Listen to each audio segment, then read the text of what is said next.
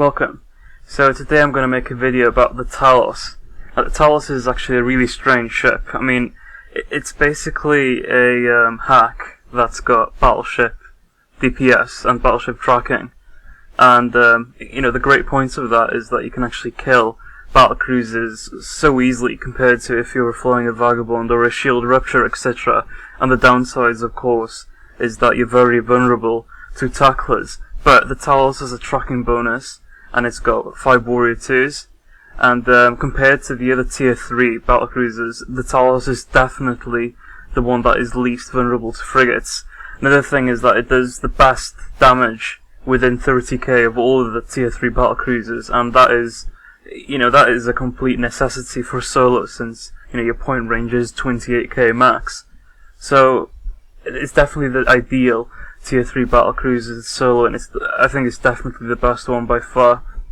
It's a bit like a Galante ship and a Minmatar ship in one. I mean, you can do decent damage to 40 km with null, but if you're willing to commit to the fight, and if you think it's worth going close, for example, you might have just separated a Drake or something and you want to burn him down really, really quickly, you could just load Void and brawl in, and you basically do 50% more DPS compared to if you were 20k away using null. And having these options to kite or to brawl is actually a big thing. I mean, it does give you kills that you wouldn't be able to get otherwise. That's one big advantage that the Talos has that is quite underestimated, I think.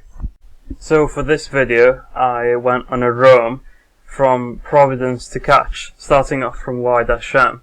And the reason I chose to go to Providence is because I think it's a great place for small gang and solo PvP, because the residents operate on a NRDS policy, which means not red, don't shoot it.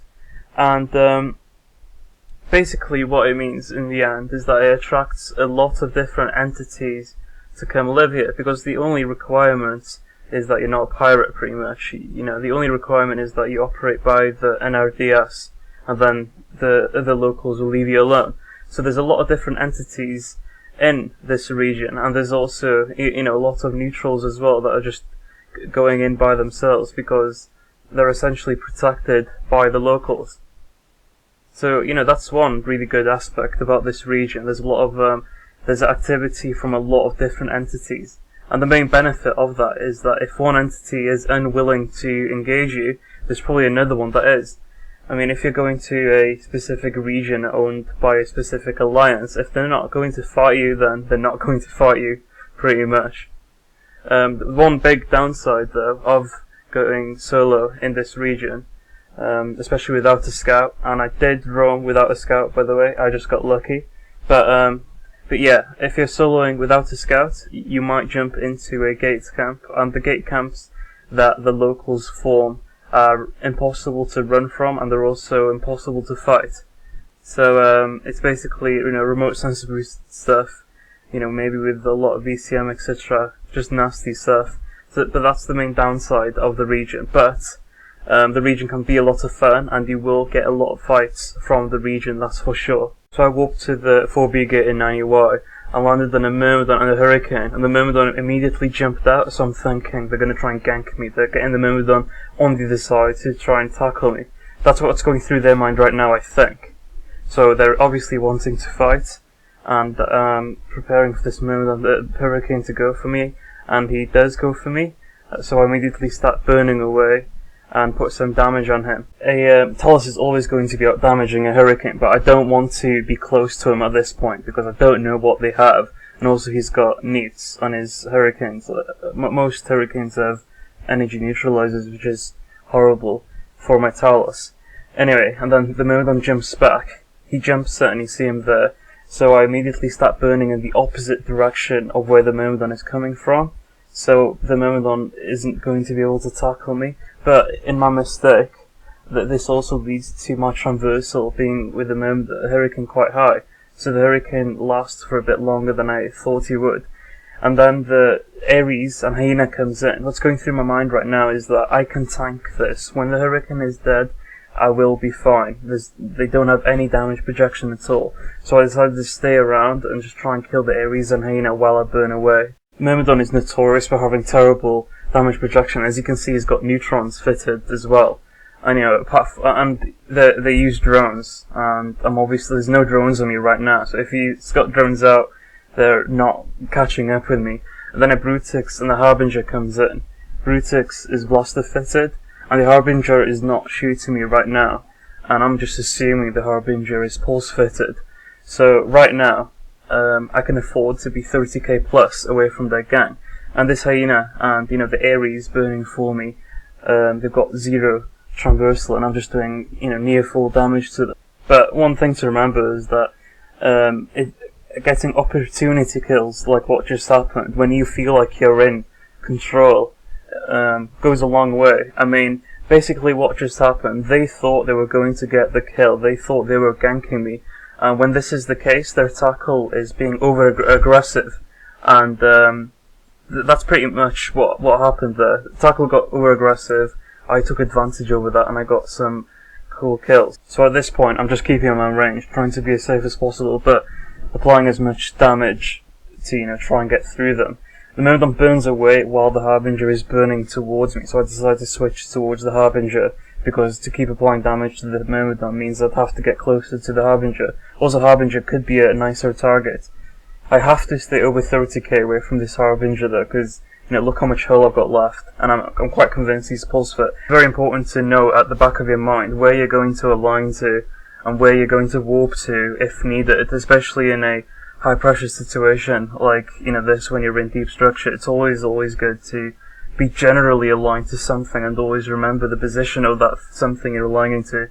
I look at him to see when he's going to try and warp. He tries to warp at this point, I burn in to try and get a point, but he warps just in time. I could have had him if I overloaded my MVD, but if I did catch him, I may have died. But there you go, 2 tackle kills, 1 battlecruiser. So the main notes that you should take on board from that is to always be aware of the enemy's damage range and always act accordingly, and let it decide, let it influence your decision if you should stay or not. They could have been long range fitted, but my intuition led to me thinking they were short range fitted, and the reason for that was because the Hurricane was autocannon fitted, the Myrmidon was blaster fitted, and then when the Brutix and Harbinger came in, I just assumed they were also close range fitted, so that was just, parts intuition. And obviously another thing is the opportunity kills with the tacklers. When you're in a situation where you cannot commit to the fight, but you're in a situation where you're trying to extract yourself from the fight, enemies being very aggressive, and you should always take advantage over this. And third point is to always be aware of where to align to if things go wrong. So I roamed a few jumps down towards Catch, and I ended up finding a Drake and an Onyx on scan. There's quite a few people in local, but there's a station here, so I'm not too worried. I activate my close range scanner, and they were on my close range scanner, so this means, they're in my cluster. It means I should scan everything that's within 1.5 AU. I mean, what's in my scanner right now? That's 1.5 AU. That's 10% of max scan range. So I've scanned out this Drake, and I'm walking on top of him, and he's there, but he was aligned all this time, and he walked to a gate. So I walked to it. I am warping to this gate blind, though. But gate camps, I'd consider it quite safe to warp to the Drake in this circumstance, just because people are not really that smart when it comes to baiting. They don't really bait in that fashion when they're in a very, very organised camp. So I come out of warp, 2 Drakes on grid. My immediate reaction is just to try and kind of burn away, to kind of suss them out, see if they've got friends. Because, me burning away from them, I could do that so easily as I came out of warp 70k from them. They can't really do anything to me past 70k. So, it's clear they really don't have any friends. They do have the Onyx, but that's it really. But there's no chance at all of me killing one of the Drakes while taking full fire from both of them. So what I decided to do at this point is load null and try and shoot this Drake while maintaining range from the other Drake. But this Drake warps away. So I'm going for the other Drake, and I immediately decide to load Void. The reason I decided to load Void is just because this target is isolated, the other Drake is whooping away, and I'm thinking I have time to get right on top of this Drake and just blow him up as fast as possible. Because the only person doing damage to me right now is this Drake, nothing else. Also, that Drake was approaching me, and what that means is that I can afford to just approach him. And what I'm trying to say is, if something is not approaching you, it means that when you actually go close to him, it means that you will overshoot the target. And when you overshoot the target, you will miss a lot of hits when you're in a ship like a Talos. Tyrannus pilots will understand this concept a lot, but timing the approach is very important. Although Blaster Tyrannus pilots will understand it in a different way. When you overshoot a ship in a Tyrannus, you lose damage because of range rather than tracking issues. But if you approach a ship that is moving and not moving directly towards you, a ship that you're not going to bump, it means that on the first 4 seconds, you are going to be missing every single hit until you slow down, basically. So, I mean, I know this is a very short clip, but it does have some interesting notes, I think. The main note is know when to commit and know when to kite with null.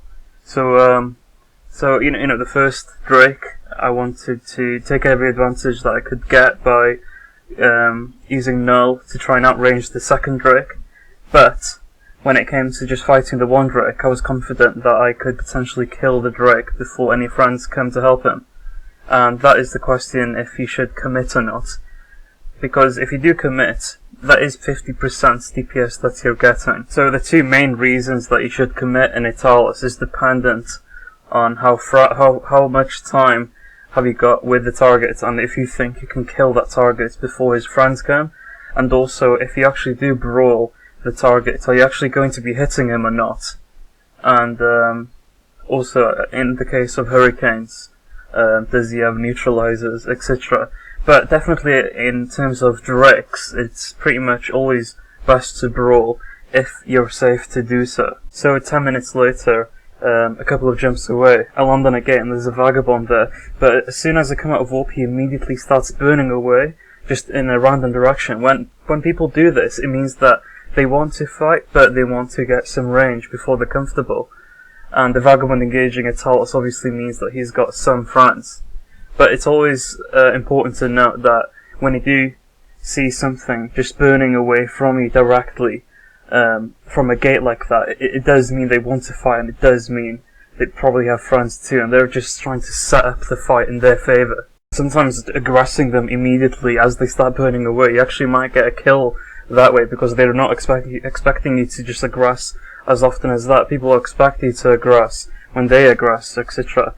You know, this guy gets super lucky at this point. He was in low shield, and his ECM drones get a jam cycle immediately. I absolutely hate ECM drones. The best way to deal with them is just to have them on your overview, and then if you're in a position to kill them, and if it's worth killing them at the time, then you should do it. Having a smart bomb on a slow ship is a great way to deal with them, but obviously that's not an option on a Talos, so the best way to deal with them is just lock them up and put my warriors on them. So I'm about to get my lock back. He's overheating right now, he's burning directly away from me, and he's about to try and warp away to the station. And when something is aggressed and they're in low HP and you see them warping towards the station, the best thing you can do is just follow them, actually. If you follow them to the station, and if you come out of warp, you will have a few seconds to put some extra volleys in. And if you do, you know, get an extra volley, and there's a good chance you might actually kill them. I've had so many kills with people that are aggroed, but because of something, you know, like a falcon maybe jamming them out or something like that, so they end up warping to the station. I follow them, I come out of warp and kill them. It's different in this case though, because I warped to 0, and the Vagabond also warped to 0, and the Vagabond immediately started moving around when I came out of warp, and then because of that I had tracking issues, so I couldn't apply my full damage, and he barely docks. But this is a great way to get kills, following them to a station when they're aggroed, and it's important to remember this. But I'm not finished yet in this system. What I decided to do was that I warped to the gate that I was on just then at 100k, and then I was hoping that something would happen, something would warp in at 100k and see if they want to try and gank me. And what happened was that a Drake came in at 100k, and I responded a little slowly at first, but thanks to my momentum I got outside of his web range and I started to get to work on the Drake. So the main mistake the Drake is doing right here, his webs are not overheated and he's not approaching me with his micro drive. If he did those two, then I might have been in trouble, but thankfully that wasn't the case. You notice the Harbinger just warped off. The Harbinger is going to come back, he's going to warp to that Drake, and the reason I'm loading null against this Drake is because I do not want to commit. They've got far too many, and if I commit, I am going to die pretty much. Sure, I'll probably kill the Drake, but I'm going to die. And ECM drones get launched. I decide not to go for the ECM drones because I just want to kill this Drake ASAP. I mean, killing one. I'm only going to be able to kill 1 or 2 ECM drones in the time it's going to take to kill the Drake, so I just decide to, put full damage on the Drake. The Vagabond starts burning towards me, as you noticed, and so at this point I'm just, I'm in a comfortable position. I just want to try and kill this Drake and hopefully get that Vagabond afterwards. But a breacher came in. But I am in a tier 3 BC, so you have to be a little bit worried about frigates with them getting on top of you. And the Drake is being smart at this point. He's burning towards his friends. I'm doing less damage, and if I burn towards him, I'm putting myself at risk. But he did this way too late. So the Drake just died. I'm switching to the Vagabond, and the Vagabond does the opposite. The Vagabond, for some reason, instead of burning towards his friends, he's burning away from his friends. If he was burning towards his friends at this point, like I said, my damage going to get negated, and also he can rely on his friends to peel me off him. Also, you will notice this Vagabond, it seems that most of this fight, he's actually orbiting me, he's not manually piloting. And when it comes to flying mobile ships, like, a Hack or a Talos, etc., it's pretty much all manual piloting, apart from when you want to approach. And yeah, look at him, he's obviously orbiting, and he's going to die because of it. I mean, you should only really orbit ships that are larger than you at a close distance, like 500 meters. He's never going to out-track me at 15k. I'm still going to be able to put full damage on him because, micro drive radius, tracking bonus, etc. But this is, I guess, another good example with the enemy gang being over-aggressive, but this time I'm killing heavier ships than interceptors. But this fight does it should give you a good example of how you should deal with when you get shot. I mean, if you get shot while you're in a gang, you should immediately respond by doing something. You shouldn't keep approaching them, let them keep doing as much damage as they can. You should turn around, burn away from the aggressors, and that might actually lead to you surviving. But the most important part of this whole fight there was the initiation. I put myself at a rather vulnerable position. I made myself a target for them, and they went for it, and then from there on they were in a full aggressive spirit, and I just tried to take advantage over it. A lot of fights can spark from that. You need to look at the enemy's perspective. In their perspective, they're trying to get a kill, they're trying to gank you, and you should always, have that in mind.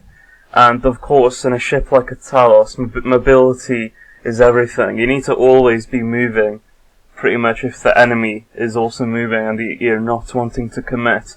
I mean, being mobile and positioning, focusing on positioning is actually so important after the introduction of tier 3 battlecruisers. I mean, they're doing so much damage in comparison to their EHP, but they've also got a lot of speed to back them up. I think they're by far the most positioning heavy ships in the game, because if you do end up messing up, positioning wise, you will pay for it pretty much, and other ships doesn't really suffer to the same degree. So I saw a Hurricane jump into YWS and I followed him. Then I jumped into a camp that is engaging a Drake while the Drake is burning away. I immediately decloak. I burn for this Ares, but the Ares is burning away from me. So I'm not going to kill him. So I decided to turn around and I'm now going for this Hurricane. And this is a great situation for me right now. All of these guys are focused on the Drake that is burning away. They're not doing anything for me, so I'm free to do as much damage as I can. And they're also, because they're burning in one direction, it means they've got no peeling abilities. I mean, if I was shooting this Hurricane and his friends is burning towards me, then, you know, that's peeling ability. They'll be able to influence my positioning to make it so that I have much less damage, or maybe no tackle on the Hurricane. But of course they're not doing this, they're focused on going for that Drake, and that Drake did just whoop out and the Hurricane died. So I'm going for the Brutix at this point, and I'm pretty sure it's a Blaster Brutix, and I'm at a very, very good position here. But Myrmidon and the Harbinger warps off, and I've still got tackle on this Brutix, so the main thing I should do at this point is just hold the Brutix hostage, see if his friends come back in. I mean, this Brutix isn't doing anything at all. He's not even got me locked at this point, but even if he did have me locked, even if he was shooting me, he wouldn't be able to do any real DPS. So at this point, I'm just going to hold him alive, and I'm just going to hope that his friends come back. It's very important to, always be aware how much DPS the enemy can do, how much DPS you're going to be taking, etc. And you should always do something that is, that's smart for that situation. And that Drake comes on scanner. So at this point I'm just thinking, okay, that Drake might be come back then. Maybe his friends are gonna just leave this Brutix to die. So at this point I'm just hoping that the Drake comes back, and I end up getting really, really close to this Brutix. The main reason for that was just because he's at such low health that I'm just hoping that his friends would warp in. But of course his friends doesn't warp in and the Drake does. It's a great way to get more kills or to escalate a fight, to hold someone hostage like I have in this case. I mean, if the target isn't doing enough damage to kill you, or in this case not doing anything, you might as well hold it. Something will eventually come from it. And it's definitely great if you've got an active tank or a logistics in gang, just to hold them down. I decided to kill the Brutix, and the Drake is approaching me at an angle. What's going through my mind right now is that this Drake is going to kite me. I think this Drake is going to kite me, so I decide to keep null and not switch to antimatter. But he decides to start approaching me at a 0 transversal at this point, and then I know he's going to brawl. But I didn't switch my ammo. I'm not switching my ammo right now, and I should have. It only takes 5 seconds to switch my ammo. It would help my damage output and my tracking if I went for Caldari Navy antimatter. Best thing I can do at this point is just to overheat my co-op drive, burn in one direction to minimize transversal as much as possible. And this Drake actually caps out at this point. He slows down, you notice, and the reason for that is just because he's been micro-warp driving for so long. Drakes cannot perma-run the micro-warp drive, so he should have treated his capacitor more carefully. So that fight was just a good example of just taking advantage over a situation. Jumping into a fight and then turning into a three-way is really good fun. So it's also important to always be aware about the range your targets are capable of projecting damage to, and you need to always keep that in mind, and it should always reflect on your decision to do things. It's been quite important in all of the fights I've shown here, actually. But yeah, the Talos is a really, really fun ship. I really do suggest flying it.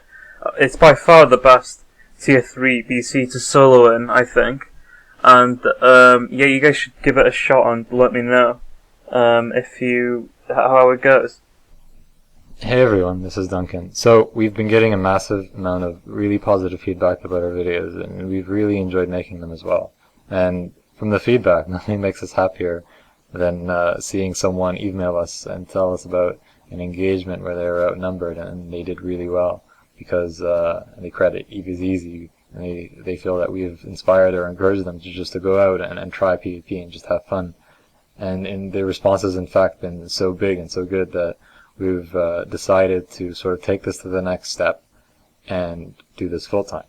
So what that means is, in a week, on the 14th of April, we're going to be upgrading Eve is Easy to full-scale members-only PvP community. We're going to redo the site and change things around. And for members, they're going to have access to a lot more videos than what's currently available. In addition to the more videos, we'll have access to chat with and talk to the makers of the guides, ask us questions, request content for specific guides, and we'll do our best to cover them. And in addition to all of that, Garmon is going to be making a video guide series covering battlecruisers from the ground up. So solo, small gang, fitting theory, roles in the gang, and just basically everything we can think of for battlecruisers. And he's just going to talk about that. So you can look forward to that as well. As far as our current releases that are available to everyone, we're going to be continuing with that, albeit on a reduced schedule. So we're going to have videos available to everyone who wants, but we're going to be more heavily focusing on providing content for our subscribers. Also, we're going to attempt to integrate the Alliance tournament experience with Eve is Easy. So we're going to be uploading all the fights Hydra has with comms and everything. And we're also considering live streaming the matches on the final day. And Garmon has an initiative where he's going to create an Eve is Easy alliance and enter it into the tournament. And the members for the alliance are going to be made up of subscribers.